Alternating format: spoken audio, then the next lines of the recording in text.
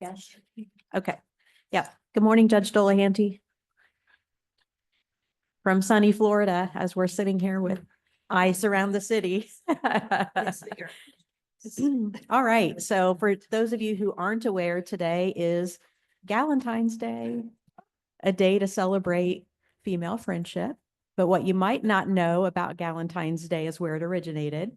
So in 2010, on my favorite TV sitcom, Parks and Recreation, Leslie Knope invited her gal pals to a diner to have breakfast together. And she presented them with gifts. And then, of course, on the interview, she was asked, what is Galentine's Day? And she says, what's Galentine's Day, you ask? It's only the best day of the year.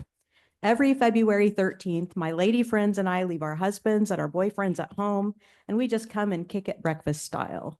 Ladies celebrating ladies. And waffles, yes.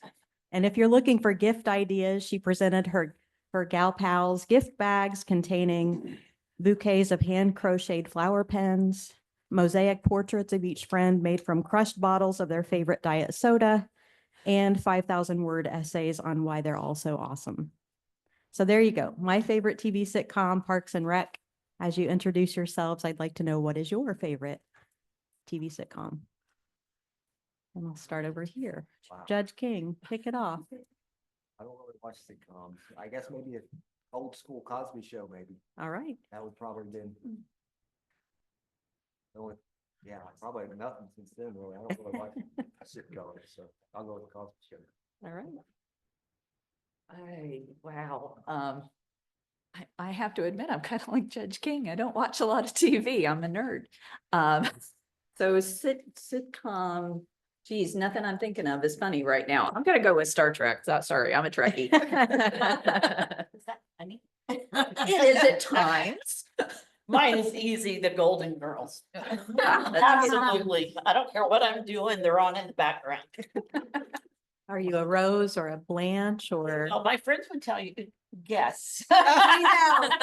Blanche. There you go. Yes. I also don't really watch sitcoms, so I might have to go back a bit. And the first thing that came to my head, I don't know if it was my favorite, but Happy Days, way back in the day. Oh.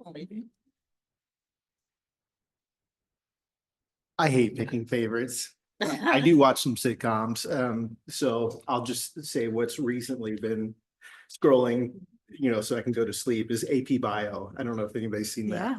All right. I don't watch a lot of TV, but the last time I watched a lot of TV, definitely Friends, and I've aged right along with them, so I can relate. Steven Balco. I'm not sure that I have a particular one. I kind of like mindless TV that I could just have on in the background and not really have to actually watch, but I could kind of pick up whenever I decide to start paying attention again. I'm gonna go with Friends as well. I kind of grew up and aged with them as well. Superstore is pretty great. Oh. Superstore, it's like The Office and Parks and Rec, but in like a I grew up on Friends, but in Seinfeld. Okay. All right. I don't watch TV very much. No. No, I listen to a bunch of audiobooks and podcasts and stuff, so I don't really have one. I really don't, yeah. Hi, Jade Palin from ICJI, and I would say Big Bang. Oh. Good one. I just recently, because I don't watch TV much either, recently discovered Modern Family because my husband had it on and I thought it was hilarious. I know it's old, but I thought it was very funny. Right. I'm usually stuck in old man line with documentaries and History Channel and all, so I was told there's a certain age at which, the History Channel becomes interesting, so unfortunately I'm at that. If I'm watching sitcoms, it's actually, I think it's the same producers for all of them, Parks and Rec, The Office, Good Place, Community, and Superstore. They're all in that same bundle. Put them on in the background and have a laugh every now and then. All right. Judge Dolahanty.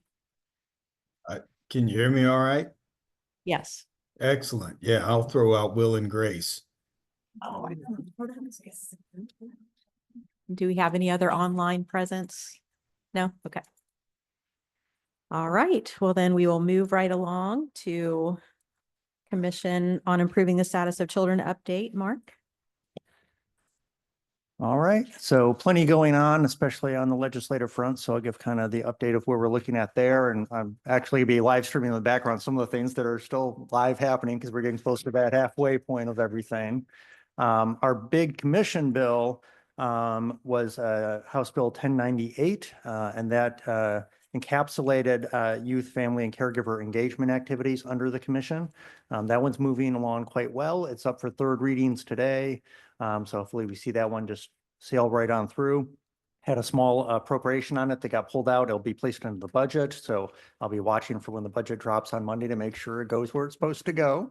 And they'll just let us staff directly for that initiative going into that. It's important because we also referenced that that initiative will support family, youth, and caregiver engagement in the YJOC. So making sure that we have that representation here and that we're doing a good job supporting those representatives when we have them. That'll be one of the roles that the Children's Commission will continue to play within this group. So looks like it's moving well. That also has some fun stuff about creating an actual state plan for engagement work and making sure that we've all got a lot of good ideas in that space, but are we all talking the same language and working on the same page and convening regularly with each other? So we do it right, not just for our benefit, but so the folks that we're bringing into the fold, we're treating them right as well. So excited to see that one moving along. It looks like it's just fine. Again, this is the cross my fingers part of session though, where we got to see what emerges on part two. The important one for this group, of course, 1403, which is, as we've been calling it, the YGOC 2.0 bill that aligns code to what we are currently doing. Instead of right now, where code pretty much just says, well, y'all are going to make a plan and release it a couple of years ago, and then that's the YGOC. Now it talks about how we're going to support the implementation of that plan and the grants under that plan. So that seems to be moving along just fine. We were making sure it didn't get appropriated over to Ways and Means or anything. I got a couple of calls to let them know, no money here, just keep moving. So that looks like it's going okay. They'll be up for second readings today.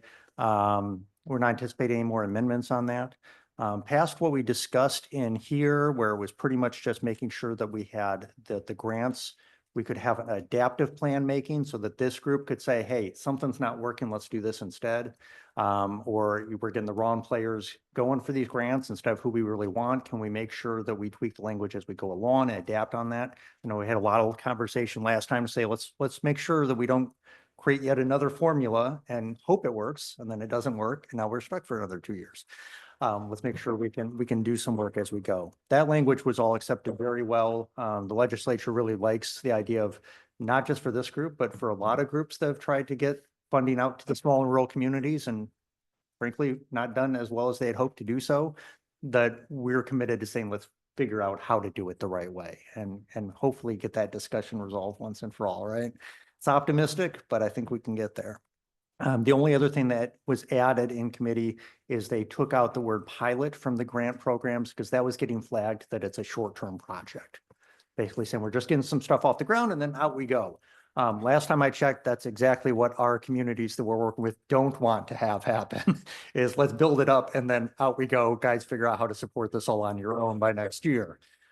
So happy to have that language taken out of there, as well as an amendment that was McNamara that said, let's just go ahead and remove that and remove the confusion along the way as we go. So that one's getting ready to move over to second half. It looks like it'll be clear to do that, has a good path going forward and a lot of support there.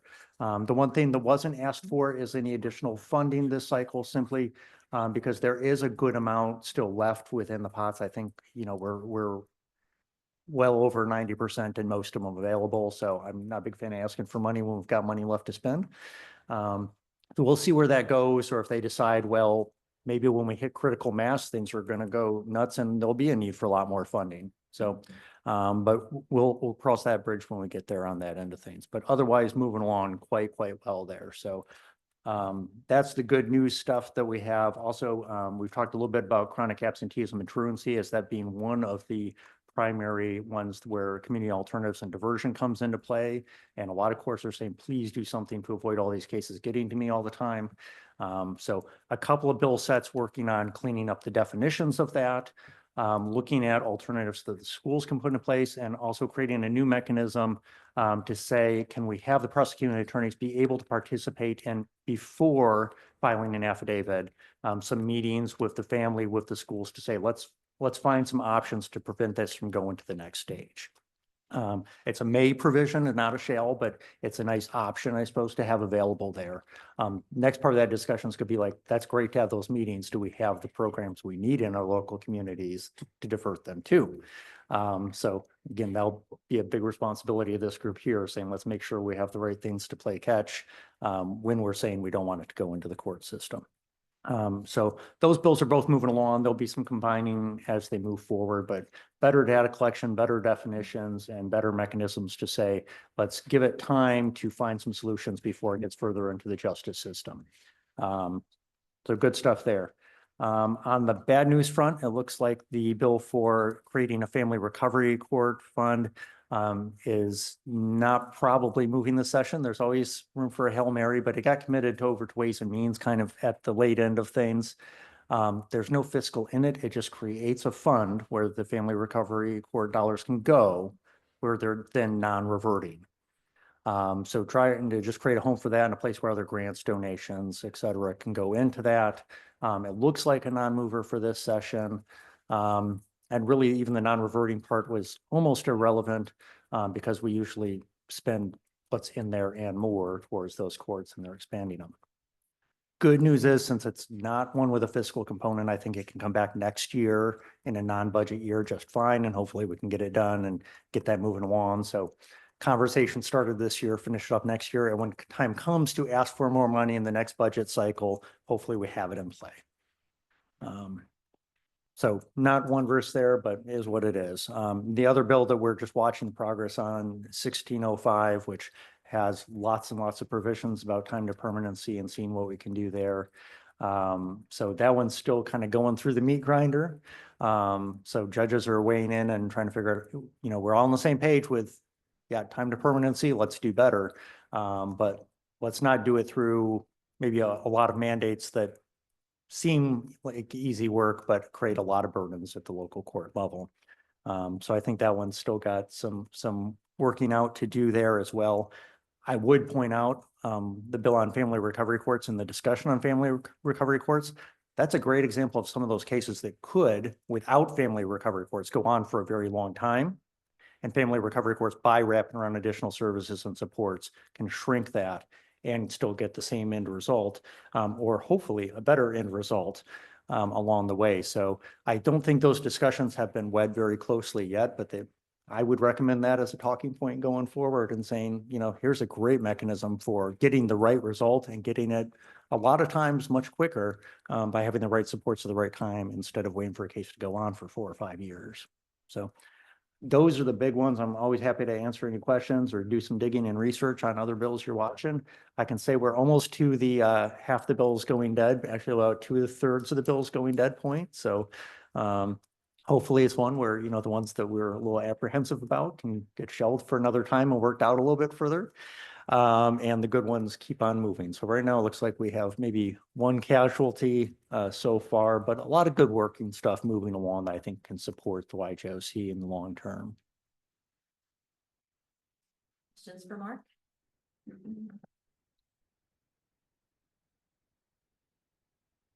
So we'll move into work group updates, and I'm going to call up, or actually you can talk from your seat, Jade, if you would like to start with our grants update. So the grants work group met last week, I believe, to determine the next round of funding and go over grants that folks had applied for. And in the work group report that was sent out by Leslie and or Nancy, there's some information in your report, in the report about that. We have our Board of Trustees meeting scheduled for the 7th of March, where those will be finalized and determined by our board. And then we can work on getting those that are funded under contract. Otherwise, Judge Shine, I don't know that she's on. She was at the meeting and Devin was at the meeting as well. I was not, so I'm probably not giving a full report here. But we're continuing to follow as a group the legislation, just like Mark mentioned. Hoping to see some clarifications, especially regarding the grants come out of the session this year. And other than that, I don't really think I have anything. Questions for Jade? I would add as to the grants, last week on Thursday, Chief Justice Rush, Representative McNamara, her two legislative aides, Mark and I met with the governor's deputy chief of staff of legislative affairs, as well as the general counsel, Jason Johnson and Patrick Price, regarding YJOC. Because House Bill 1001, which is the governor's budget, did not include YJOC funding. So that was a red flag that went up. And so we wanted to be sure that they're aware of the YJOC and why it exists and what we're doing here. So we spent a good amount of time talking with them about that, presenting them the history of how YJOC was created, what each and every work group is doing, and then talked about funding as well. So I would echo what Mark said, and that is that 55 million of 60 remains at this point before this grant cycle, and that is non-reverting. There's nothing in legislation that we've seen that would cause that to reverse and become reverting again. So, and we have no indication of that happening. So that remains, and Representative McNamara is a very strong ally and is, I believe, going to ask for additional funding.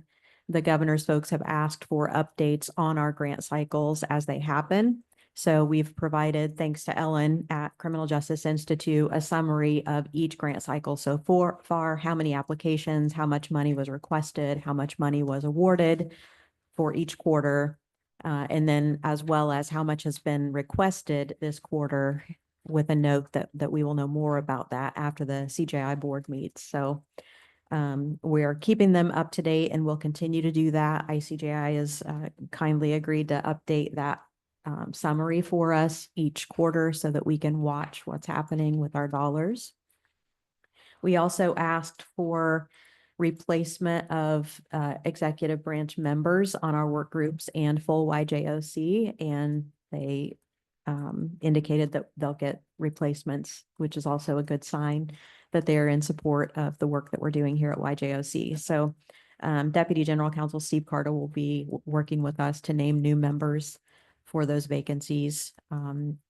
Notably, the co-chair for the Behavioral Health Work Group, as well as our Criminal Justice Institute director position, since Devin moved on. So we will be looking at those positions as well as a few others on the work group membership lists. Any questions about that? I just wonder if we're tracking the grant applications, are any of them coming from rural jurisdictions? I mean, Yes. is that Yes. a data point that we're looking at? I mean, that would be the one I would be most Mhm. concerned with, surprising to no one. But I mean, if I see like $6.6 million is being requested from the behavioral health grant, I'd love to know, is that all coming from population centers or where is that really coming from? We have, it's an assortment. I mean, there are some that are Marion County, but we've also got requests from Scott County and I'm trying to think of some others, somebody Perry. from my staff, Perry County. Perry. Dearborn, Ohio. So it's a mixed bag. I guess my standpoint, it'd be nice to be able to track where the spend is going, Mhm. you know, because obviously if it gets 2 years from now and see that we spent $60 million and 47 of it has gone to the Mhm. population centers, then that would give me heartburn personally. And so I think that's a good data point we ought to be tracking, just to make sure that we're doing what we're tasked with doing. And we have that capability to look at exactly where the money has gone. We just created this overall summary for the governor's staff, and Leslie shared that by email with all of you as well, so that you have just benchmark data. You know, this quarter, this much money was requested, this much money spent. And the governor's folks are interested in that to see if they need to put more money on our line item or not. So. Well, and just how you characterize or define, I see some definitional language here, but you know, to me, I think I looked at it, 75 of the 92 counties have a population of less than 100,000 people. So how much of the funding is going to the 17 counties that already have all the services? And how much money is going to the other 75 counties that have zero services? And you can then make a determination as to, is this kind of like what we want to see, or is what we want to see, or other people want to see, and so on. So I think that's intriguing. I mean, I think that would be helpful. You know, I'd like to see that information. Along these lines, an idea was raised, thanks to Leslie, just earlier this week regarding the application process and whether or not we should look at specifically asking for certain types of providers. So putting out a request for proposals for areas that we know there are shortages from agencies that could serve statewide potentially. Diagnostic and evaluation is one that, you know, comes to mind immediately. So I think that's conversation that could happen in the grants work group as well as the behavioral health work group. Since those are competitive dollars, statewide dollars, that would make sense to talk about some of those things. So I would ask this group to think about that. Are there services that are just, we're short on statewide? So could we define our ask a little bit better rather than saying, bring us your programs? Do you have providers in your area that could provide this statewide, perhaps through the implementation of telehealth infrastructure, that sort of thing? So another way to skin the cat, I suppose, looking at flipping things to try to get those services in those gap areas. And Jada said something along the lines last meeting that the same application that has to be filled out in Marion County is the same one that has to be filled out in Ripley County. You know, so that when you have zero people and zero support staff, getting that application filled out is extremely difficult.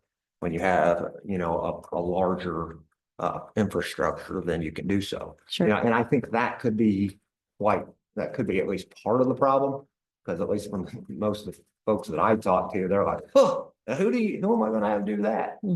So I think that's a big impediment to any of the more rural counties, probably any of them that are less than 100,000. And I will say that CJI and court services has help available. So for those counties that are having difficulty figuring out how to do the grant application, there are supports available. So we'll do our best to get the supports where it needs to go. Nancy's been very, very good about that, as has Jade and her team. Would it be appropriate to remind judges of that, like maybe in the weekly bulletin? Sure. And maybe we need to echo that these grants remain, these applications are available. So Leslie, is that something I can ask you to work on? Yep. Thank you. Good idea. Nancy? Just add something about, you mentioned House Bill 1001, separate but related. Include that bill also includes a 9.2% reduction in the JDAI grant funds that flow through the Department of Correction. So just to raise awareness about that. I don't know where it sits right now, but that's the last I heard, that there is a proposal to reduce the grant funds available to the JDI counties.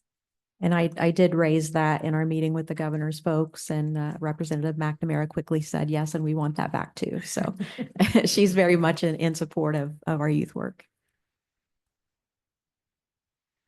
All right, any other questions or discussion regarding the grants report? I'm going to circle back to minutes. I always seem to skip over the minutes. Is there any discussion or edits needed to our proposed minutes? Not, do I have a motion to approve? So moved. Thank you. Do I have a second?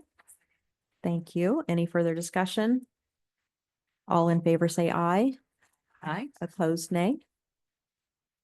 All right, minutes are approved. And we'll move on to our data work group, and I'm going to call up Chris Bean to give that report. All right, good morning. Every day I look for small victories, just getting here without tripping. It's my first small victory because I didn't do that on my way from Cap Center to here. I fell twice, so I'm off and running today. All right, so the data committee stays pretty active. We last met this past Tuesday. Our next meeting will be March 11th. We've got 3 sort of major projects going on right now. First, in OJA, has continued to work on the software modification to the juvenile reports, preliminary inquiry predispositional report, modification reports that the probation officers fill out. These changes will align with statutory changes requiring the use of IES detention tool at any time a detention decision is made. The intent is for all of these changes to be made and then trained on at the upcoming April Justice Services Conference. So those things are fairly imminent.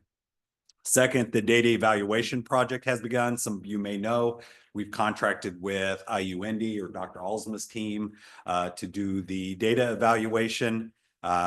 We had 24 counties that volunteered. The extraction has actually happened in all of the SRS counties so far. Still waiting on, I think, 5 counties right now for their extraction. Third, most recently, IUND is engaged in a diversion survey. Again, this was probably discussed, I think, at the last meeting. If it wasn't formally discussed, there was certainly some chatter afterwards. But a diversion survey has gone out. It went out to the 24 counties that volunteered to partake in the data extraction. Have heard back from 19 counties, so still waiting on 5. And that is it, unless you have any questions. Would you speak a little bit, Chris, to the diversion conversation that happened in the meeting yesterday? I know our diversion team has suggested some data points, collection, and it sounds like some definitional issues might create a barrier. Certainly, like I think the difficult part with diversion is what is diversion? Where does it occur? What we know is that 84% of the responding counties have said the most prominent point of diversion comes after a referral is made to probation and then it's sent on to the prosecutor, and the prosecutor makes a diversion decision, which is sort of in line with the statutory definition of diversion. But we know that there are a lot of diversion points that occur before that that aren't easily tracked and don't fall in line with the statutory definition. So in this survey, some other points that have been noted: law enforcement discretion. So law enforcement responds, decides this isn't a big deal, we're not going to take the youth into custody. Nothing is happening. So in the adult world, they often call that sort of a cite and release. So we know that 53% of counties have said that that's occurring. There's also school diversions where things like fights and things happen at the school, and instead of contacting law enforcement, they take care of the problem in-house. And I'm sorry, Judge Kenworthy, does that answer what you would like? Tracy, do you have questions or? I do. I mean, obviously, we knew this is an issue and we've talked about it a lot in our diversion group. I guess we kind of came down on the point that obviously we want to support all the diversions in all the good ways they're happening. But when it comes to actual data points, if we're talking about court systems and what we're tracking, we're obviously going to track the ones that hit our system, and maybe those that occur before.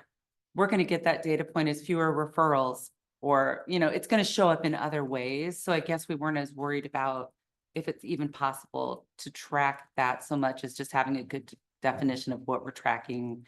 And maybe we can follow the data in other ways. Like, obviously, if all of a sudden you have some good diversion that your police officers are doing before they even send paperwork to probation, then you may have a data point next year of a lot less referrals. So you're going to catch it somewhere it may just not be as easy. So, I mean, we're aware of it in our group. I just don't know how else you can Yeah. catch And everything.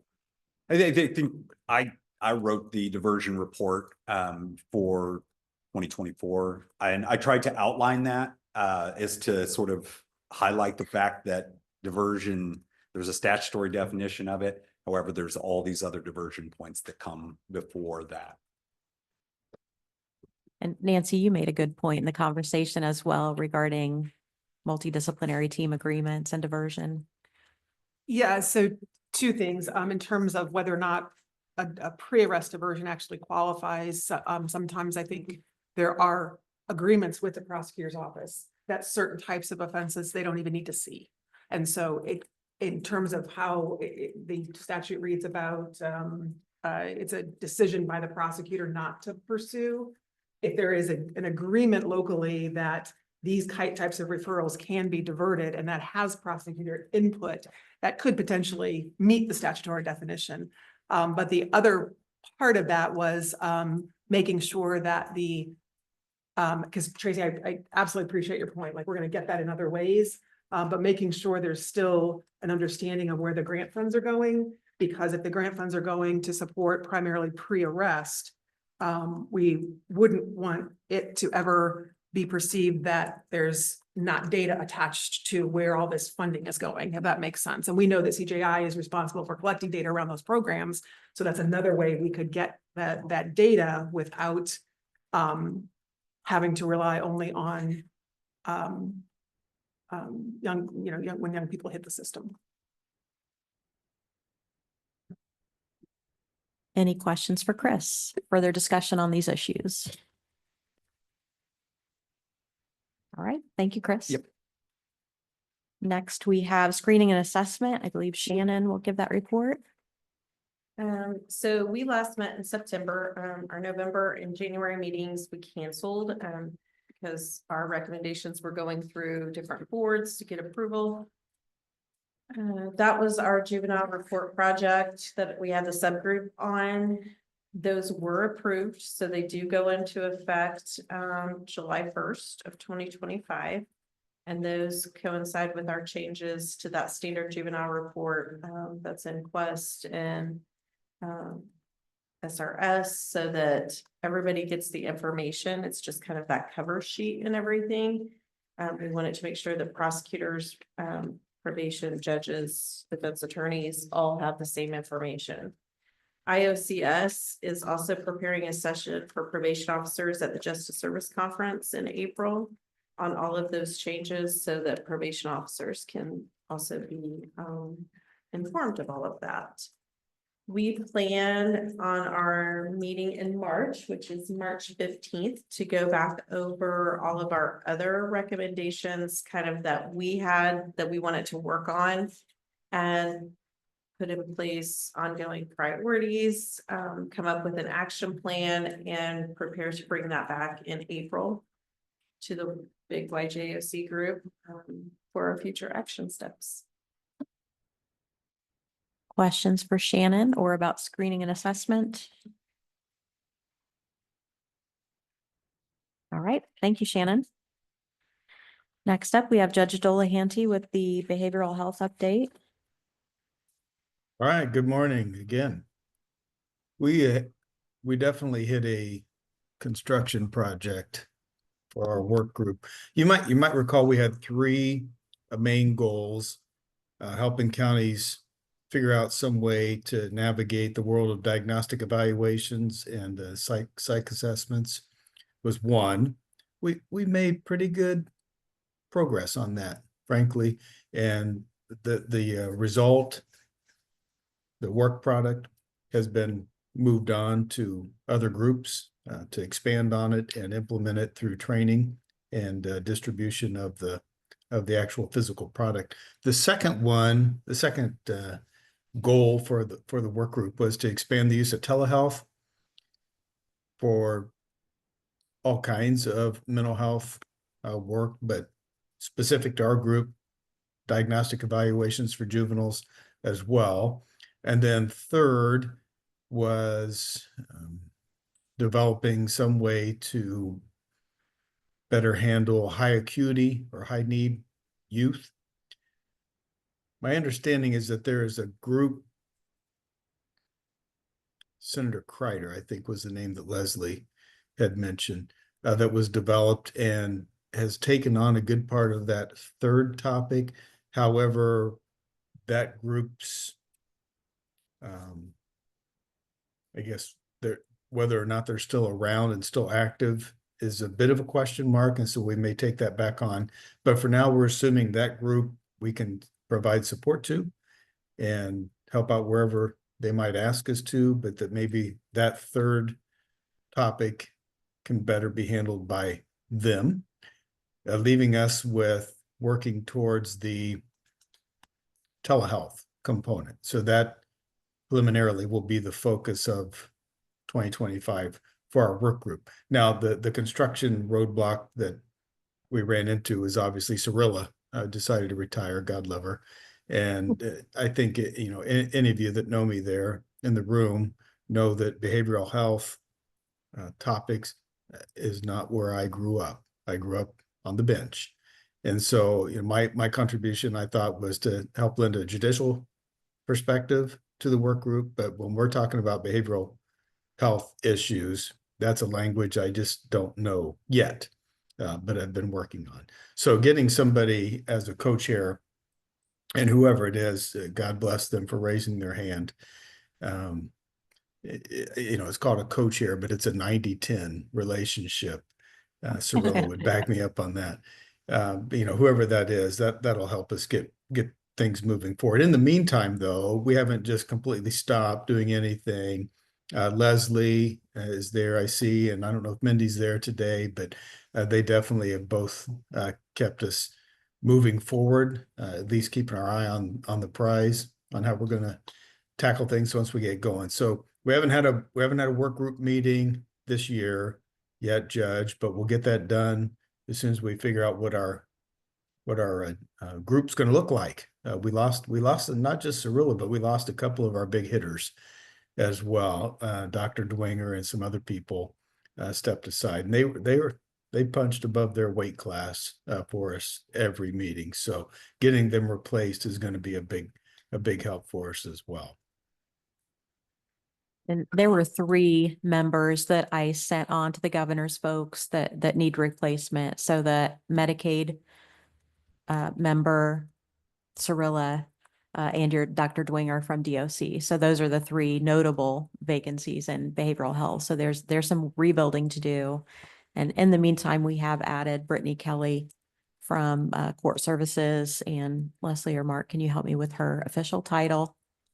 Behavioral administrator. Okay.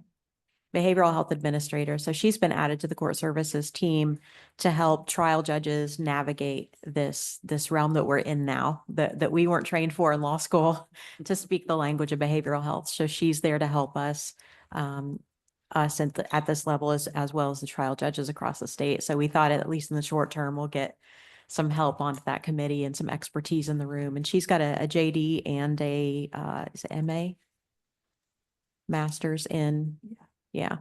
So she's super smart, super experienced and knowledgeable on both fields. So. And Judge, thank you. Brittany also was very kind to take, gosh, an hour, I think, and some change to meet with some of us, Leslie and myself. Who comes to mind? I don't remember who else was involved, but she did, you know, she was very nice to step up and say, hey, I'm willing to help, and then set up a meeting to introduce what she thinks she can contribute. And my conclusion was basically what I've told you is if she can help interpret and translate between the 2 different groups, behavioral health and the judicial world, that would be a tremendous help for us moving forward. But kudos to Brittany as well for getting that done. Sorry, I left that out of the report. No worries. I think you mentioned a group that we're not sure that's going forward or not. I think that's the Behavioral Health Commission, right? The Indiana Behavioral Health Commission. I don't Yes. have an answer on that yet. Has anyone heard anything about whether or not that group will continue forward? It's not in the legislation right now. And Dylan, Senator Kreider's legislative assistant, said that's still up in the air. That's the latest thing I know. what all falls underneath the Behavioral Health Commission? 'Cause there's a lot of behavioral health committees, and at least from what I see, what falls under the Behavioral Health Commission? Is that the CCBHCs, or, I mean, are, what do They they do? had a member, they had Zoe was on there, but it was a specific commission created for a certain purpose. It's outlined, so it was statutory, that one, and it sunsetted. But they were thinking, they didn't get to some of the stuff they wanted to look at. One of that was juvenile, related to juvenile behavioral health. So if they get, if they rejoin or get restarted back up, that's one of the things they said they wanted to focus on was juvenile. So what that intersection looks like with the work we're doing, we're not sure. So we were gonna talk to them about that. Like, does some of this work need to go to them? Do we need to, work, collaborate, or what does that look like? So that's why I had reached out originally to ask those questions. And then, that's when I found out it's not in the legislation right now. So, so depending on if it comes back or not, we'll figure out, what that's gonna look like moving forward. Is there anything else? I have found a couple of legislative references to it. I don't think they planned out yet. Think of them as very similar to where we're at with YGLC. They were creating a statewide behavioral health plan. The next phase of that is how do we implement that? How do we get into the subcategories? How do we really make sure that's happening? So they've created that plan. They released that. That was very well received, but now it's what comes next. So Creditor's got a lot of lift to do to figure out what that means, because as much as we think we have a broad element, there's this even broader still. So I know there is some language talking about what the membership needs to look like going forward. A lot of times this is where you're like, well, we got all the big power players on the first one, but now we need implementers, which aren't always the same people. So I know that discussion's happening. I don't know if we'll see that emerge from this session or not. I'm guessing if it does, it'll probably be in Senate Bill 486 as Kreider's major bill that has the miscellaneous behavioral health pieces. So I haven't seen that amendment yet. I've seen a couple of pieces of language in there that definitely would make it the germane place for that to land if it does.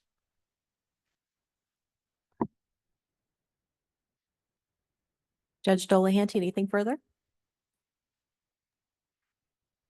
The only thing I want to add, I guess, to the report was the significance of getting somebody on board for us to handle the fiscal end of things.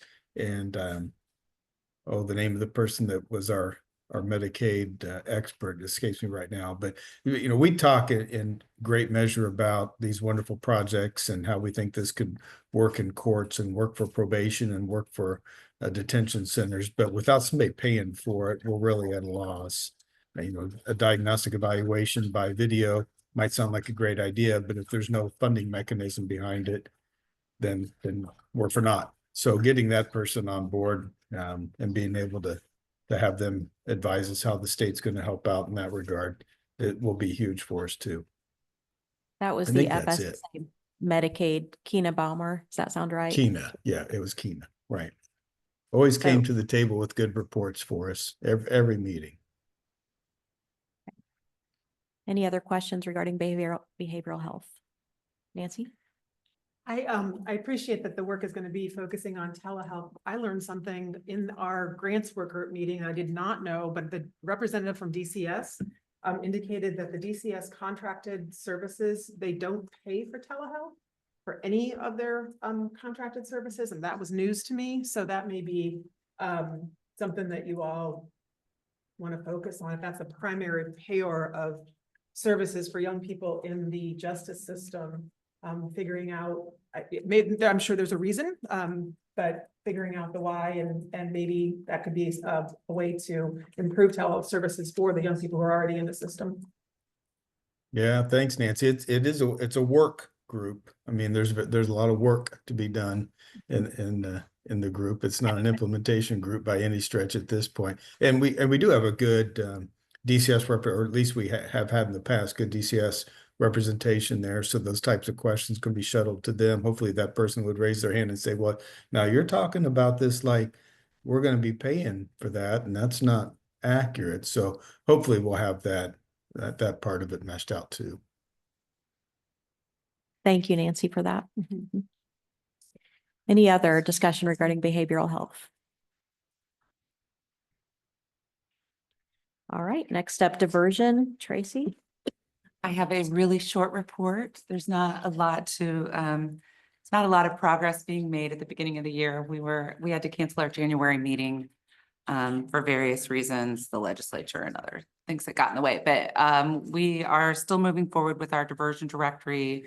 We're working on getting the game plan to get that up and running. And other than that, we do have a new member, Rachel McCaffrey at DOC was on too many meetings, just like Terry. And so she asked if we could sub in Jasmine Clark. So Jasmine has joined our group.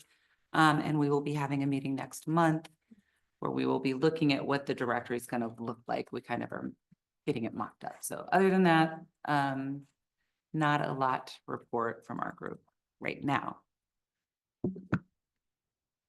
One thought that came to mind, Tracy, and maybe an idea to kick around in your work group, and that is, as you get these vignettes about programs, if there are ones that just jump out to you, like this program has legs and could grow across the state, perhaps we think about bringing some of those folks to this meeting to present, to provide ideas and, kind of flesh out the information a little bit. So just an idea. I like that. Okay. Okay. Any questions for Tracy or further discussion regarding diversion?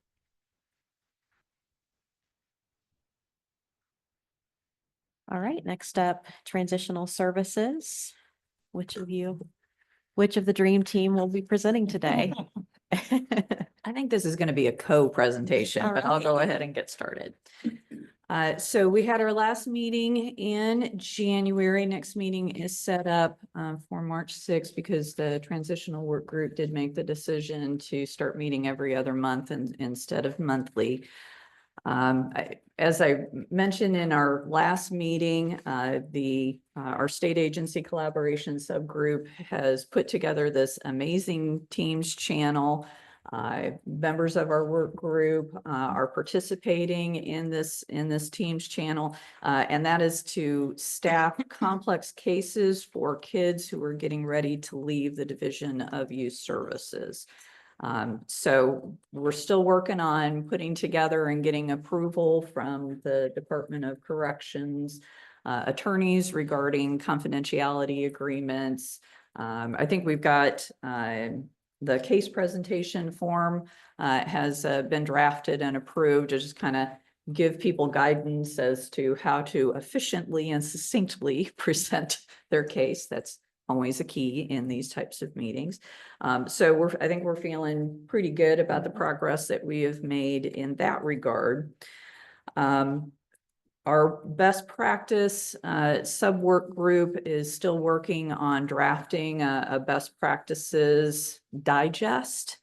Obviously, as I've mentioned in previous presentations, our nationwide research project kind of came up with a big goose egg insofar as whether there's any evidence-based practices for transitional services. But there are a lot of transitional services that other states are using. So we're kind of going forward with our best practices being the most commonly used practices, because it does not appear from what we are able to discern that anyone has done any type of statistical analysis on the effectiveness of their various programming, including those who are receiving federal grant funding on the Second Chance grant, which I found fascinating. But anyway, we'll move on from there. So we are prioritizing that recommendation 4 regarding the greater collaboration, as well as recommendation number 5 being the best practices. We're needing some guidance from this board as to, beyond completion of those draft agreements and collaboration agreements and our best practices, where transitional services needs to go from here. When we did our research within the state, what we determined was that outside of Marion and Lake County, no other county has a regular practice with mostly unwritten policy on providing transitional services to youth. So we're kind of, as a state, we're kind of a blank slate in that regard. So we were kind of answering some of that with our best practices guide and also trying to do more education at the judicial level to bring the idea of transitional services up, why it's a good idea, why these kids may need some additional support. But we do have some approved recommendations from the 2023 report that we're just not really sure that we are the best group to address. Recommendation number 1 of our group is the examination of current practices and the piloting of new practices. So I guess I would like some, and Terry, please feel free to jump in, because we had a pretty extensive discussion about how to do a pilot program within our current confines. And Allen County is in the process of putting together a transitional services program. I've got about a third of my probation officers working on putting stuff together now, and I think I can talk my boss into acting as a pilot program. Where we go from there, I'm not really sure. So would kind of like some help with that. Anything you want to say on that regard? You got it. That's real. All right, and then our recommendation number 6 calls for the formation of a multidisciplinary case review committee for those youth placed at DYS for diagnostic and evaluation services. I reached out to Judge Dolahanty because based on prior reports, it kind of sounded like behavioral health was really addressing that issue as well. Again, I'm not sure that transitional services is really the most appropriate work group to address that issue, because it seems like that's more under the purview of the behavioral health work group. And then our last recommendation, number 7, that we need some guidance on is the collection of data to evaluate the effectiveness of any new best practices. Part of the issue that we're having with that is we had Lisa Thompson from the Office of Court Technology come and do a presentation. And she didn't mince too many words when she was talking about the difficulties of trying to pull this particular data point, particularly out of the Odyssey case management system, because there are so many different codes that counties are using on this. And it was her position that we would be singularly ineffective of collecting data on that point right at this present moment in time. Okay, so let's break those down. Three asks here for guidance. And I'm going to start with the second one because that one seems to be maybe the most straightforward, and that is whether or not the behavioral health work group is the right group to take the lead on the diagnostic and evaluation issue. Judge Dolahanty, do you have any thought about that? Sure. I mean, I think we've made ourselves fairly accustomed to the ins and outs of those issues. And so if it's something that we should absorb and revisit, we can certainly do that. What we, might need a little bit of push from your work group there, Carolyn, to make sure we're moving it in the right direction. But we do still plan to kick off the season with the telehealth piece. Thinking out loud, this might be something that becomes a meld between your multidisciplinary teams channel. This might be a good venue to have that conversation as well. I don't know. What do you think of that? So, and Terry, I would like you to jump in on this a little bit. As I understood the original recommendation, and this was one that was very much debated by the YJOC at the time that we adopted the original recommendations.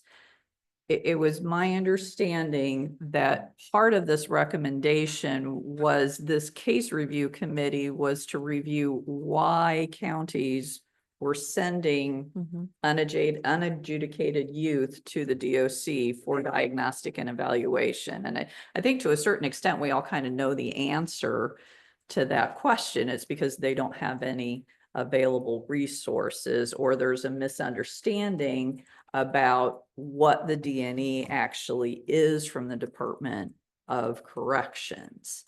I mean, I know I've sent one kid in my entire time on the bench for a DNE at the Division of Youth Services. And that's because I thought I was going to be getting something different than what I got, which was a standard diagnostic and evaluation. So I guess that's the committee, the multidisciplinary case review committee was not so much to staff the case, but to determine why that kid ended up at the Division of Youth Services to begin with. Yes. And I think that from conversations that Cirilla and Dr. Dwinger had with me, that they're really covering it. Mhm. Because I think, and correct me, Judge, that you all looked at that as well, the DOC diagnostics. Because I remember Cirilla reporting out on talking with community mental health centers and how, what's available for communities, so. Yeah, I in think addition to that lack of understanding of what the report's gonna look like if it comes from the Department of Correction instead of someplace else. That was certainly a piece that we discussed at length and recognized that that's a reality for some judicial officers. But another part of it was, and hope you can enjoy the irony there. A lot of judges and magistrates were sending kids to the Department of Correction for and we're not talking about a huge number of kids in the first place. So let's keep that in mind. But for those that were sent, a lot of us were doing it because the Department of Correction was able to get the child in quickly, much more so than other places. And the quality of the report that was coming back from the Department of Correction was top shelf, as opposed to what you get from some of the other evaluators. And so you're doing the job better and faster, and that makes it obviously more attractive to send a kid there without the thought that, hey, this is a kid that's going to be intermingled with very high risk or high need kids as well.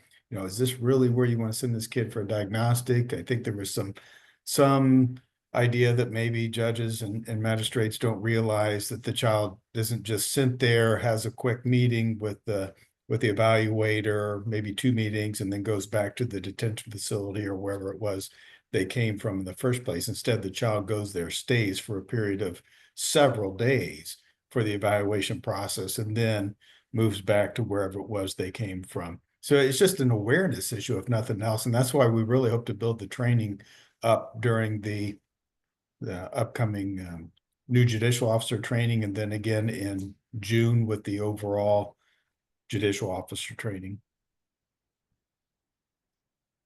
So what I'm hearing on recommendation 6 is that behavioral health will take the lead and may ask for some assistance from your crew.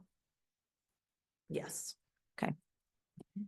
All right, then circling up to recommendation 1. So piloting. I love your offer, Magistrate Foley, of testing some things in Allen County if you're willing to do that. I'm wondering if there is an academic out there from one of our universities who would love to dig into the research here and perhaps create some research on best practices. Maybe Indiana can take the lead on this, since there isn't a nationwide leader in this pocket. So I'll throw that idea out to the group and ask, what do you think? Do you have other ideas on this recommendation?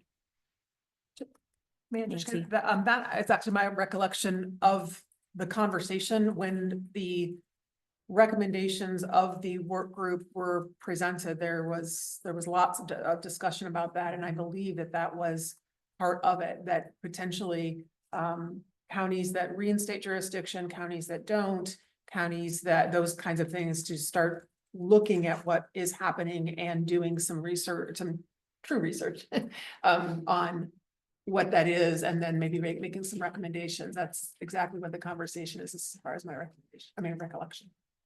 How many practices are we piloting? And what exactly are those that we are piloting? Because in my mind, transitional service is a lot different than reassumption of jurisdiction. That's probably something that would be very interesting to see. Okay, well, what's happening when you reassume jurisdiction versus a transition in my mind, which is, the child is mostly done. But you have a program in the community where you can start transitioning that child out versus, hey, you're in prison one day, boom, you're in South Ripley the next. That is probably a pretty difficult transition for a child. And I don't know if those are the sorts of things, but I think before going to, or at least I would want to, as a judicial officer, I would want to know, because I would maybe be interested, depending upon what what that menu looks like. So what are the practices then from the transitional committee? I mean, are there specific things that have been researched and said, well, 27 counties use this program, or there's nothing? We're talking Two two. counties. Okay. We're talking two that do it on a regular basis. It's Marion and Lake.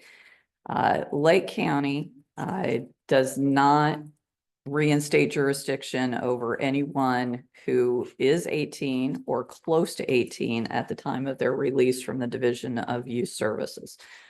Because they're so close to the Chicago area, they also do not reinstate jurisdiction over anyone who is not coming back to Lake County.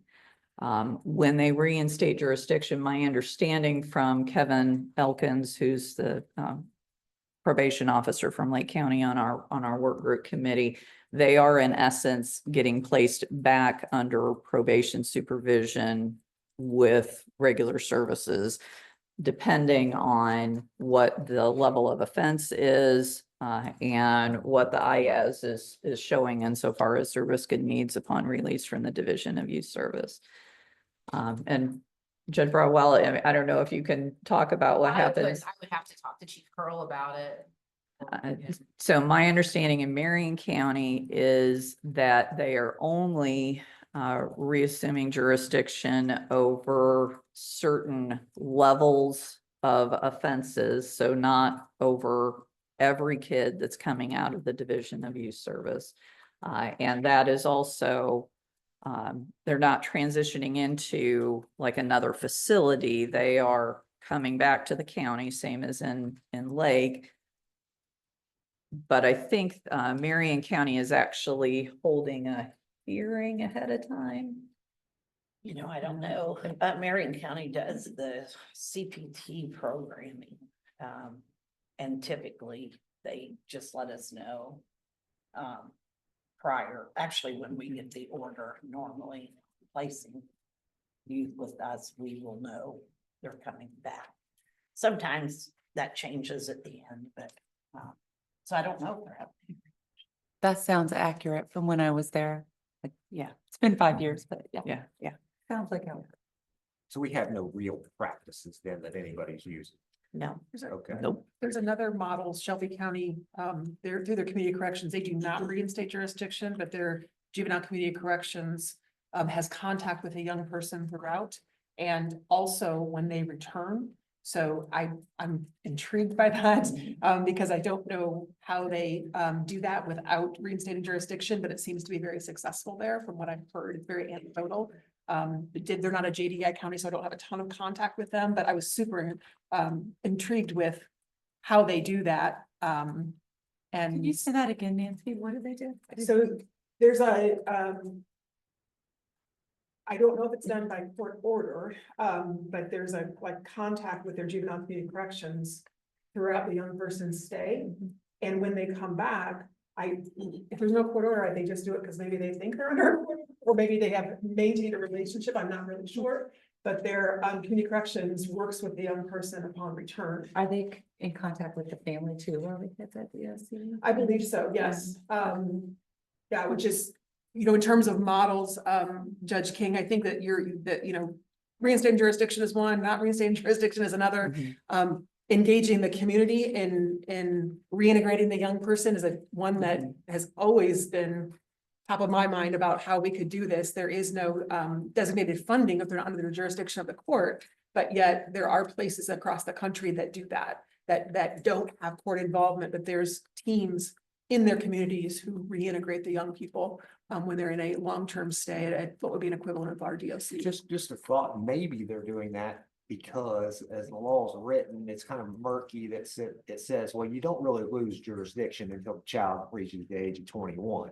And if you don't put the word discharge in a court order, then presumably maybe there is some sort of jurisdiction, well, at least one could argue, right? Because you don't really, well, most people don't really want to, whatever the word is, reassume jurisdiction very, very, very infrequently.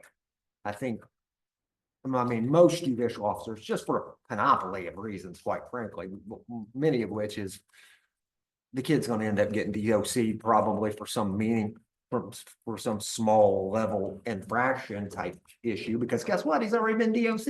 And if you're some juvenile court judge be like, hey, yeah, especially if you haven't been on for a while and you don't practice this all the time, because a lot of us do many different things and wear many different hats, especially in a smaller county, and you get somebody, you reassume they commit what is pretty a small level offense, and then boom, they're headed right back to Terry, you know, and that is not what I don't think that's what anybody wants, but that does happen.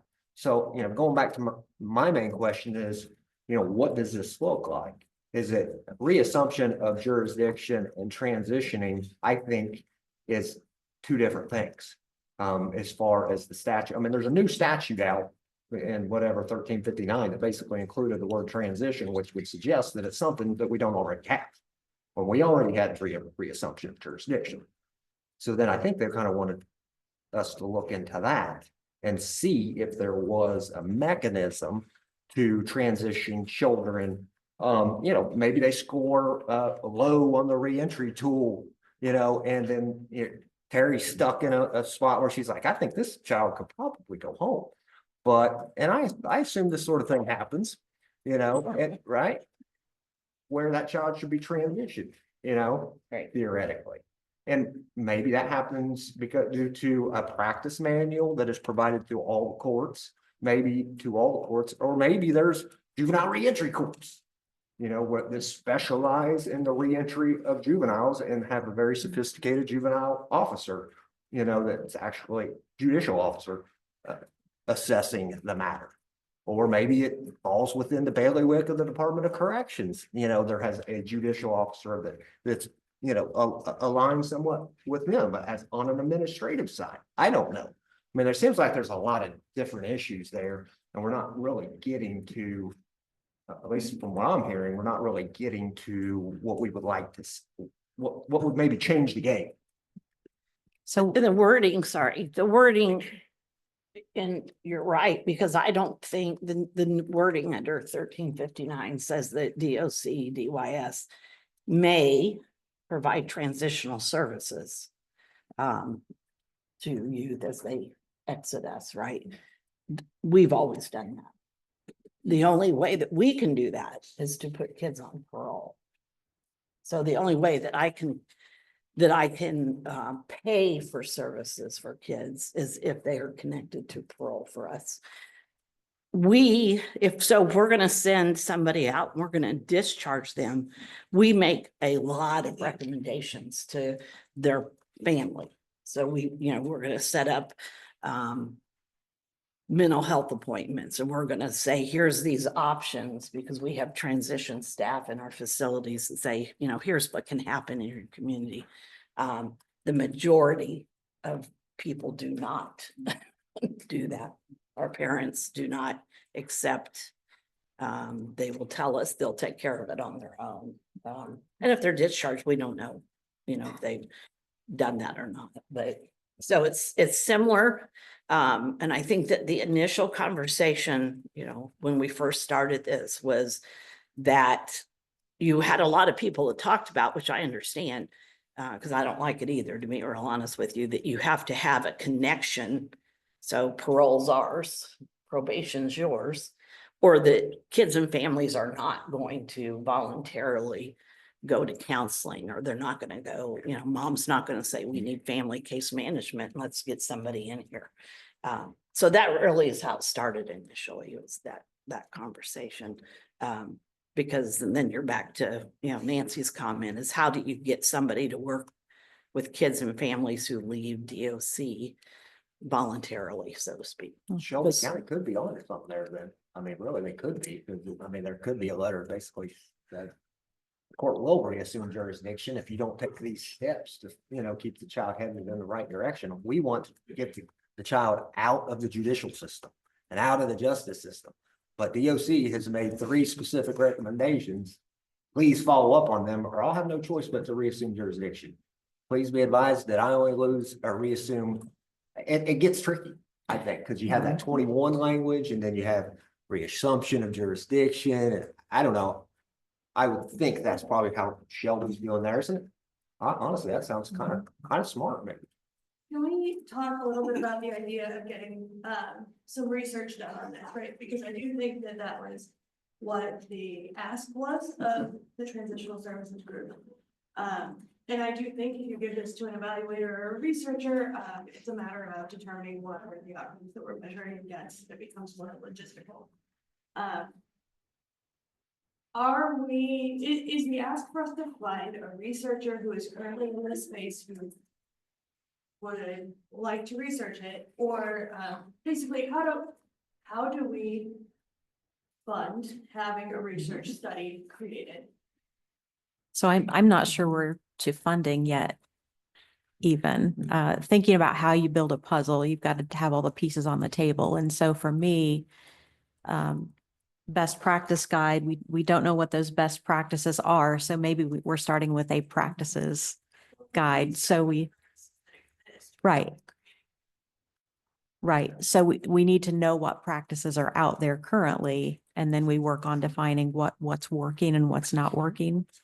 So perhaps we're reaching out to criminal justice departments, social work departments, and asking professors who need to publish, might you be interested in coming and helping us out with the research with an academic brain to help us define what the practices are before we even get to a pilot. I think a pilot's probably Down the road. a ways out. I like your instinct on that.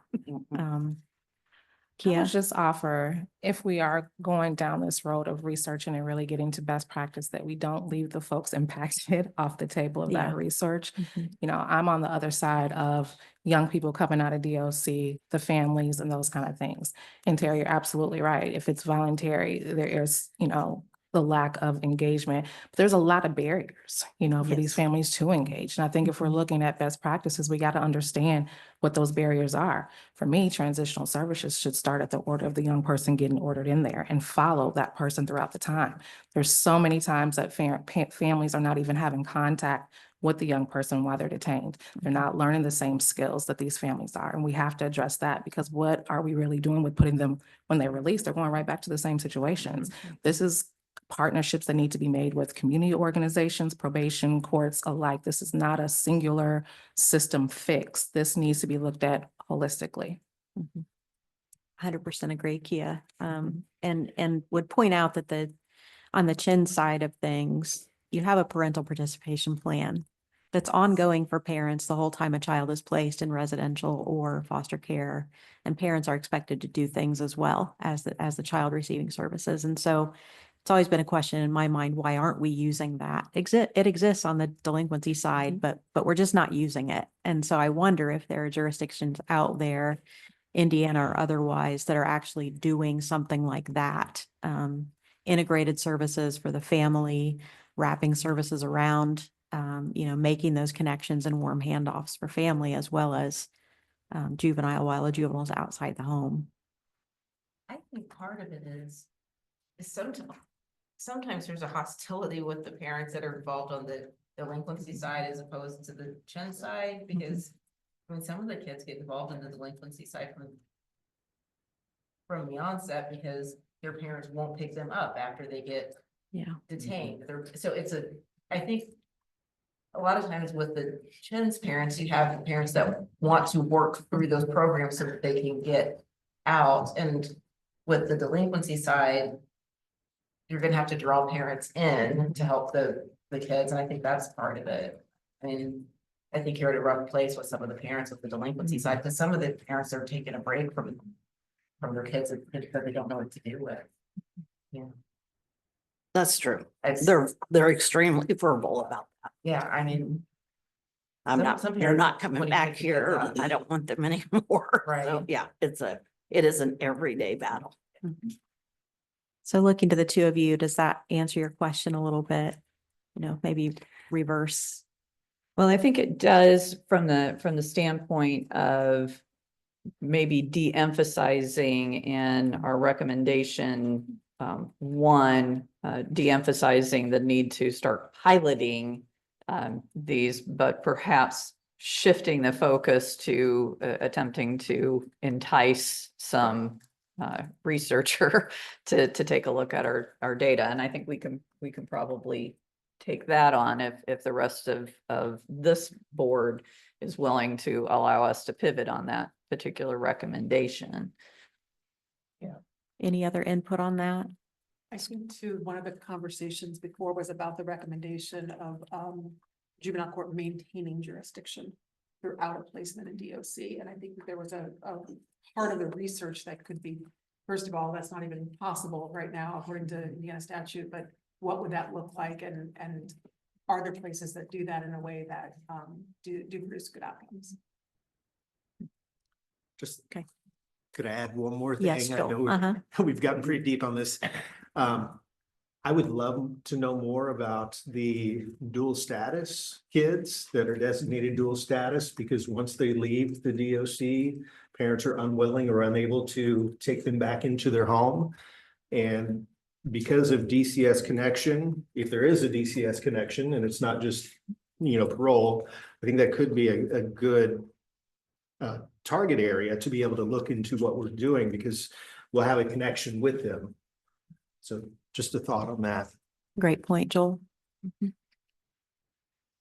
All right, and collection of data regarding effectiveness of best practices. I think we've answered that one too. Yeah. We're not there yet.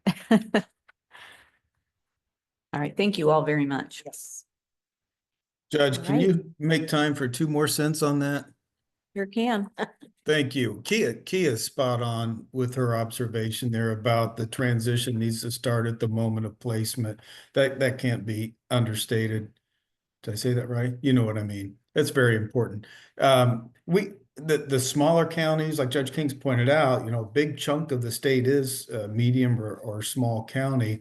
We'd never really gather in those communities an expertise with transitional services because we send so few kids to the Department of Correction in the first place.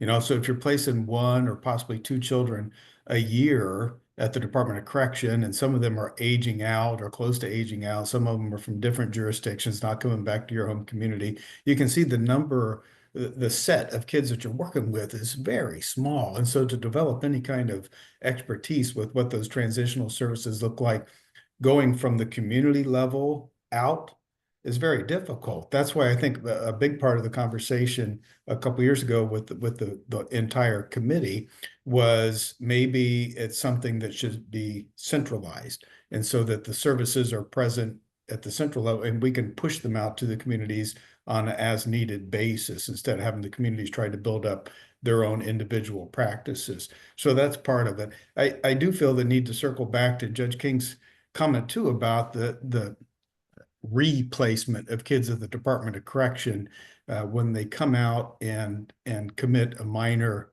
offense, that the knee-jerk reaction is to send them right back. And that's just not been, 1, my experience, and 2, my observation that really happens. Now, does it?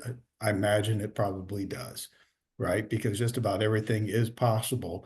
But for the most part, my judicial colleagues are really finding great innovative ways to keep those kids back in the community when they come out of the Department of Correction and they make a small slip, and the conversation typically looks like this. We have child A, child B, to the point now where all that he or she is doing is a disorderly conduct. That's a win. You know, I mean, let's keep working with the kid in the community. That's not a kid we want to send back to the Department of Correction. We want to keep that kid here and continue our services locally. At least that's been my observation, just through comments with colleagues at conferences and other training and educational scenarios is that most people are just not sending kids back like that because they came out of the Department of Correction. That's where they need to go back. That I just felt like the need to circle back to that because there is more to the story. Thank you. Thank you, Judge Dolahanty. Any other transitional services conversation? Okay. I asked each of you to think about the vision of this group, and I will open the floor for discussion regarding that today. And those questions are, what is our vision moving forward? What should the full way JOC and or each work group do to further the current course of action? Or do we need to change course? You know, we had a great conversation regarding transitional services along these lines. The vision, official vision of the Youth Justice Oversight Committee is to evolve Indiana's communities and systems to embrace and provide opportunities for youth to reach their full potential. So very, very broad vision for this group. So I suppose in January, I like to look backward and look forward, and that's what I'm asking this group to do today. And that is, are we doing things well? Are we on course as it was charted for us? Are there things that we need to be thinking about that we just didn't think about when this plan was developed? So I'm going to throw that out for conversation to this group.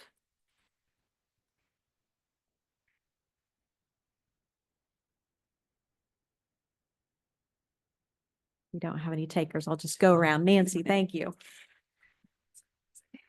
One thing is I would love if we could have that vision statement on the top of our agendas. I kind of forget it, and you're right, I mean, it should kind of guide everything we do. So just a reminder. The second thing is I'll stay in my lane as I'm serving, not only on this group, but also as staff to the grants work group. It's been awesome to work with Jade and with Devin and now with Ellen and Delano. Lots of ideas about how to improve that process, as well as thinking about how we can help entities, not just counties, but entities in their applications, even before they hit that submit button. I think being able to kind of expand on that. So thinking about the vision statement of the evolution and funding to support what's happening in communities. I don't have a lot of recommendation for change, but certainly have a lot of ideas about how we can make that process better to support that vision, to getting toward that vision. And I saw Ellen and Delane on the way in, and I said, we need to get together before the next round. And yes, lots of work to do there. Okay. Joel? So the Commission on Improving the Status of Children works on a strategic plan model. And I feel like we sort of lack that adherence to creating, you know, a plan for a chunk of time with setting priorities for that and giving our work groups actual, you know, not really instructions, but focal points for their work and objectives. So just a thought as to whether or not we want to undertake the process of creating strategic plans and a targeted revisiting those strategic plans. I think that's a great point. I go back and read the recommendations, the official reports from time to time, and we're checking things off. We're completing jobs or tasks that we were given, and that's wonderful. And so I do think we need to revisit and make sure we're on the right path as a group. And so I may be calling on our CISC person over here to help us create a structure for that with this group, if you like that idea. And I'll continue to add, I know that there's been tons of efforts to some kind of institutionalization of youth and family voice, but I just need to see it. I want to see it. I want to have people at the table I want to hear their opinions on these things that's impacting them. I think it's super important and we are missing out on a wealth of information. So I know that there's works, Mark. I know you've been working to get it done. I'm just looking forward to it happening. Mhm. And there is an ask for additional staff at Children's Commission to help with that very thing. Do you want to? Specifically noting that that would be a part of YGOC's work too, that we'd be directly supporting in that way. It would make us one of the only states that has specifically codified language saying youth family caregiver engagement is priority. And we're putting dollars towards it, so getting closer. Yeah, ideally, I would love to see a youth member or family member on each work group Yes. so that we have that input with the boots on the ground work groups. So thank you, Kia. Other ideas? It just seems to me that the elephant in the room is still $55 million out of 60 that Yeah. has not been spent. I mean, we have, and there's certainly needs, so we have to figure out how to go about addressing those. And personally, the one I find the most intriguing is on the behavioral health side, Mhm.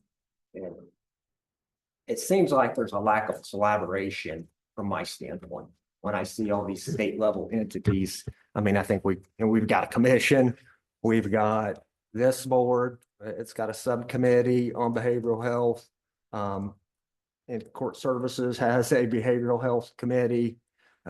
Mental Health America of Indiana has an entity. I mean, in order for us to accomplish the novel goal of providing a behavioral health statewide, those people have to be able to collaborate together.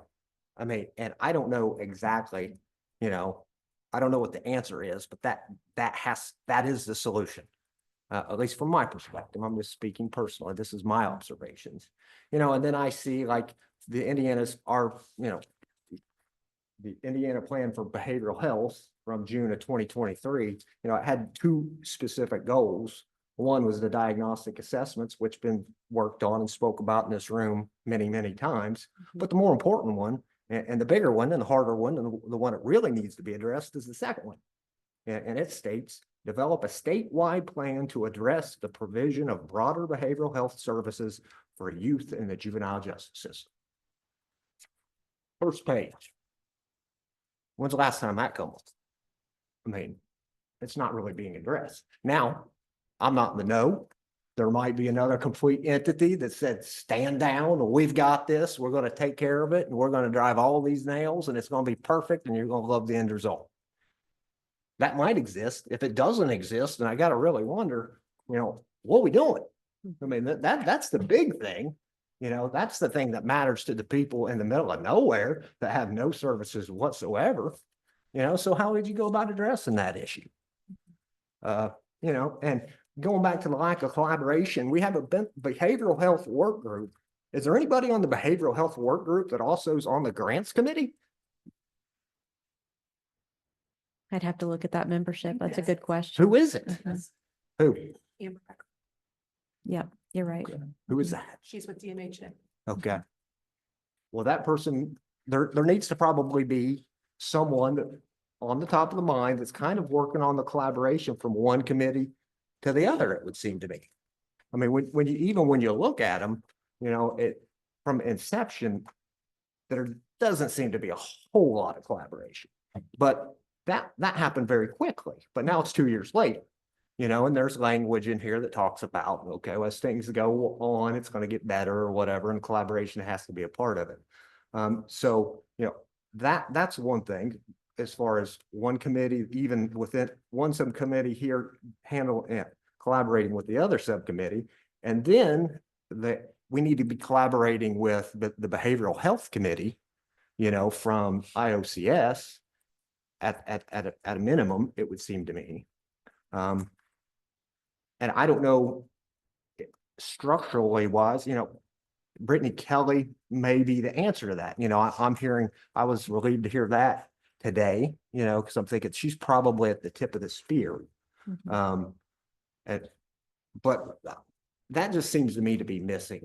There's just so many entities And I think all of them are probably shooting at trying to come up with a plan statewide, but I don't know that the communication, even if there is a member, it is just not there, you know, and it would seem to me whether the behavioral health work group or the division work group, each one of them entities that have the funding is assigned to ought to have some sort of connection to the grants committee. That way, the left hand and the right hand kind of know what they're doing. Yeah, that's the way I perceive it. And there's a lot of other different commissions and entities that probably ought to be involved as well. That's my. So on that point, I may look at Catherine and ask, is this something that Brittany could help with just by giving us a map of what are those collaborative entities that exist in this moment? So that we can get the landscape. And she's actually not the CS. She is her own separate agency under the Office of Judicial Administration. So, and she's new. It is her, and then the newest agency under OJA. But that's part of her goal to work on this collaboration, see what the landscape is. So I think she will be a great addition to the behavioral health. Okay. So Leslie, could you reach out to Brittany and ask if that's something that she's already worked on, or if that's something that she would be willing to work on and present us a summary of the collaborative efforts that already are underway? And she's now going to be a member of the behavioral health work group, so that'll be helpful. Right. So just ask her what she's aware of that's out there. Yes. Do you want to see that, too, that, Yeah, we definitely do. And I know a big part of it is still, let's get on the Behavioral Health Commission, because I think that was the key thing that we were in a holding pattern over. Are they going to take this? And now we're like, well, are they going to take this if they exist? So that's really an item we're waiting for to see what happens during session. And we don't want to keep waiting Right. for the next thing before we just take direct ownership on it. Sure. Okay. Going down the line, Magistrate Foley, anything more you can think of? I really like the idea of creating that strategic plan. I tend to work best off the to-do list. So having that kind of strategic plan, I have found on other boards and committees to be really, really helpful. So beyond the 2023 recommendations, if we're going to be continuing work, I really do endorse that idea. Okay. Terry? No, I appreciate Judge King's comments, truly. I think that because what I'm seeing, and I know there's not a judge in here who's going to disagree with me because I'm reading your orders. We have got to come together to deal with a population of kids who are not being best served in my environment. And it has been, don't misunderstand, I'm not being critical because I get it. It has become easy to push this group of young people into my entity because there is nowhere else. And we don't get to say no. We're not best serving them. So I appreciate that we've got to work together to figure out. You know, I have said, and I remember having a conversation with someone who's not around anymore, but not because we had that conversation. But one of the comments that was made to me was about the kids that aren't in DOC. And I said, we have a lot of kids in DOC that should be in DOC. I'm not talking about those kids.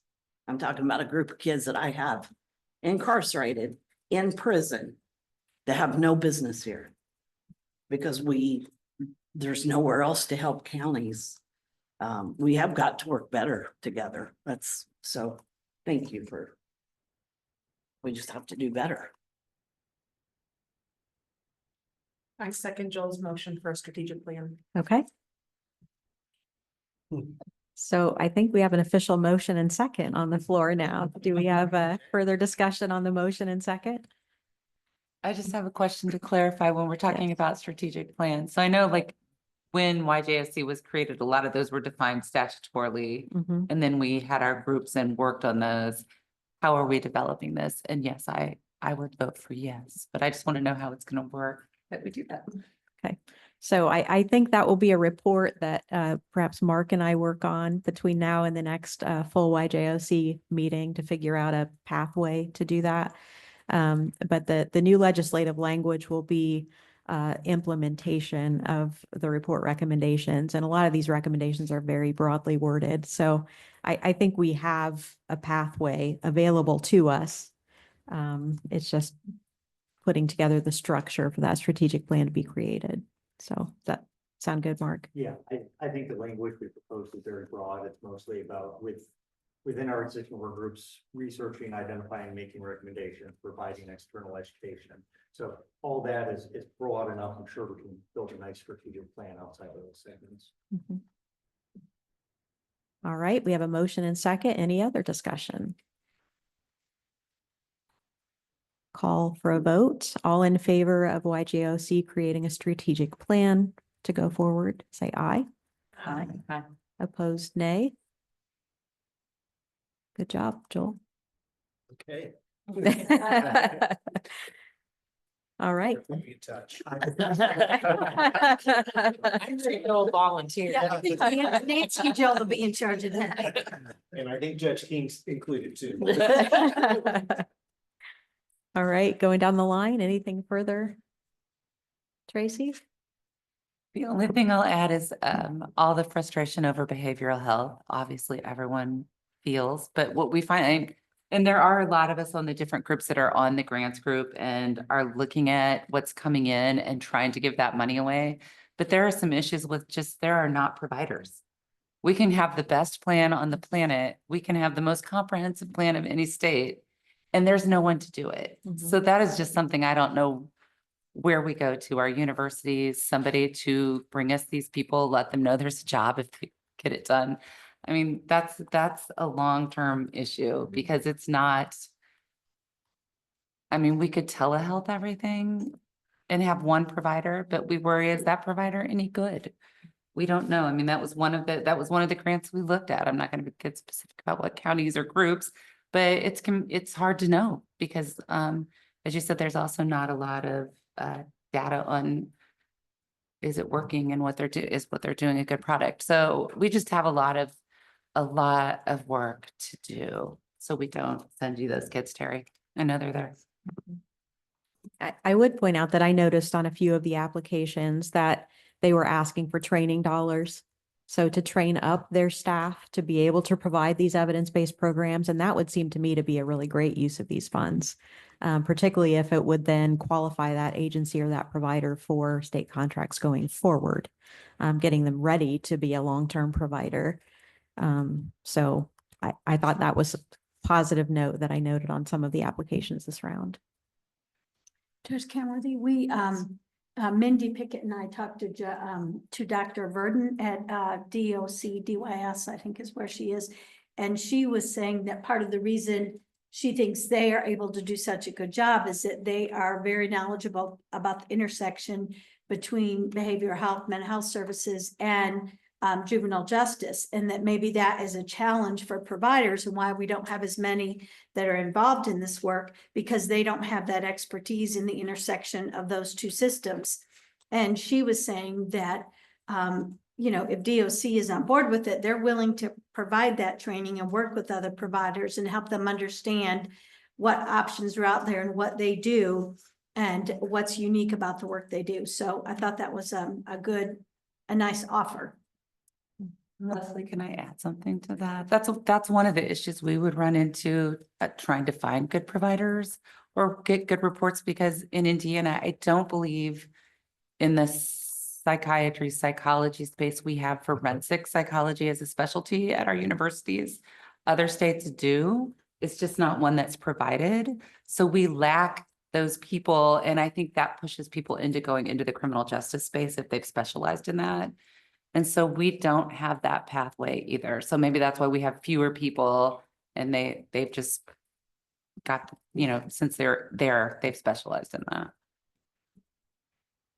Steve, I've seen some light bulbs above your head. No, and I know that there's other work groups, not necessarily associated with this and committees of task force that are taking a look at all the workforce development and how to increase the number of providers starting, I mean, even back in high school and working their way up. And it might be worth having some of those conversations with those groups that are working on the healthcare workforce and other workforce initiatives to say, hey, here's a need that we're identifying. Are you encapsulating that in your work as well?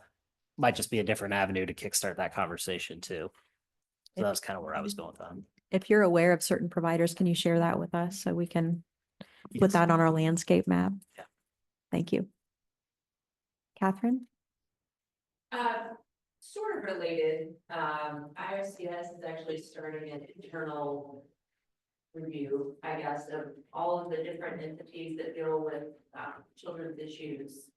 And not just juvenile delinquency, but CHINs and all of the different entities that the staff supports or is a part of.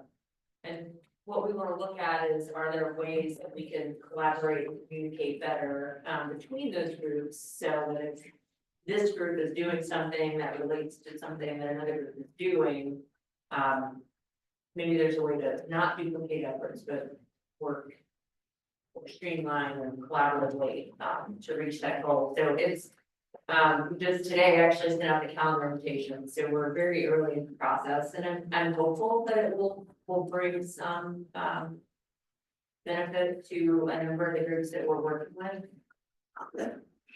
More to come, more to follow on that, but it's sort of the same idea. We have a lot of different groups and working across groups at the same time, so we're see how we can help each other out. Appreciate that. Shannon? I would just kind of echo what everybody has said over there. Like 40+ hours a week are probably, I would say 90% of it is involving mental health issues with juveniles.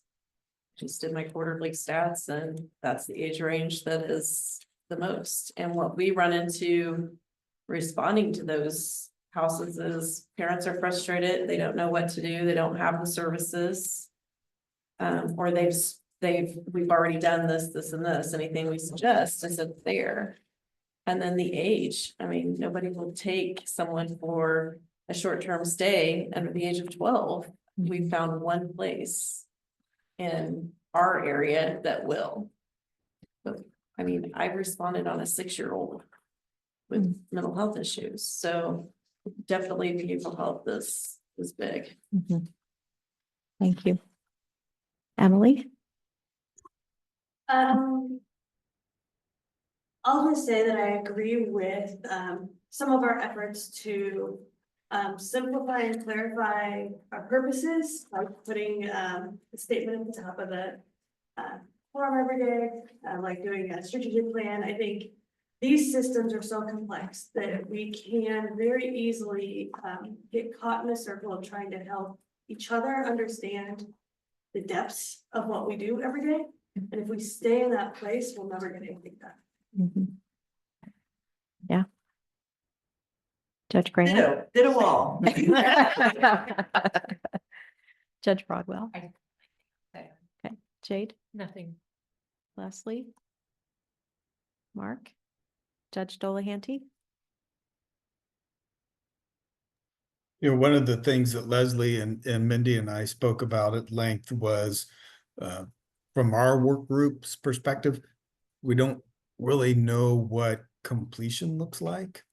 We are given 3 very broad goals, and we think we're making progress. You know, we think we have one of them mostly done, one of them maybe shuffle past to a different group, and then one of them we want to plod forward with. But, you know, what are we hoping to achieve to get that box checked? Like Magistrate Foley said, you know, a lot of times it's nice to be able to check that box and get those things off. So hopefully the strategic plan idea will fill that gap for us. The other thing, Judge, that we discussed and need some clarification on, probably not just our work group, is if we check all 3 of our boxes, is it okay to add another box? You know, or are we limited because we are created by the main committee to tackle 3 problems? Are we limited to those 3 problems? We say, hey, we're finished with that work, and this subgroup, this work group should sunset, and we can we can reform if we need to down the road, or do we just keep plodding forward and looking for more issues to try to tackle? So that was the other big conversation topic that we had. Leslie, I said, Leslie, remember all of these comments that we're having right now, because I'll forget most of them by the time we get to the main committee meeting, so she can fill in any gaps or clear up any inaccuracies there. And I think to your point, Judge Dolanty, certain things in the report were very clear, like probation standards. Magistrate Foley and her team completed that. We checked the box, and that work group is done. So I think some are more easily accomplished than others. And then we have probably, because we needed to get the report done, some very broadly worded recommendations in some of the reports. And so those are going to be tougher to say we've checked the box going forward. So I love the idea of a strategic plan to, structure that a little bit more, those very broad recommendations.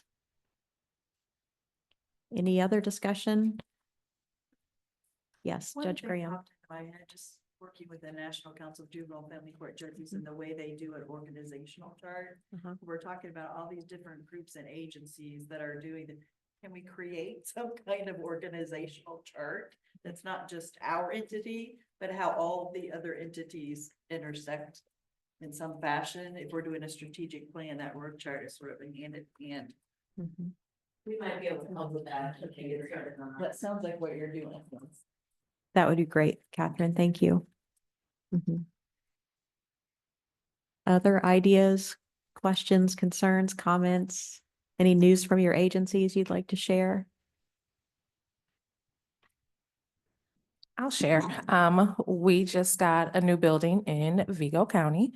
So we will be expanding our services there and into Lake County starting this summer. So we are super excited about that. Busy gal just got busier. Anything else for the good of the group? Okay, if not, then I bet our lunch is here. So we will break bread together, and if you're not staying, have a great day. Be safe going home. Thank you, everyone. That's what you get for finishing the job. Don't raise any word that, right? Yeah, I already said that. You should have milked that a little.